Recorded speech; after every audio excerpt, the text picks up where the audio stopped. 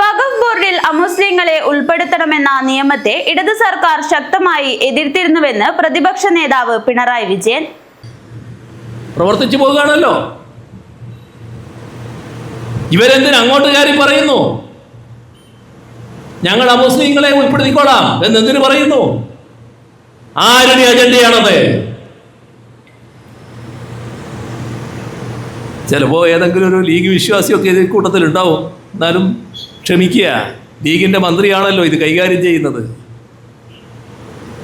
ആ മന്ത്രി നേരത്തെ പറഞ്ഞ വാചകങ്ങളുണ്ട്, MLA ആയിരിക്കുമ്പോൾ പറഞ്ഞ വാചകങ്ങൾ. എന്തിനത് മാറ്റുന്നു? ആരുടെ നിർബന്ധം?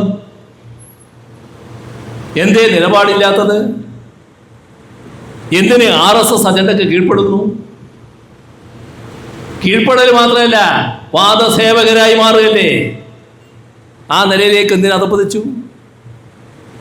ഇത് വഖഫ് ബോർഡിൻ്റെ കാര്യം.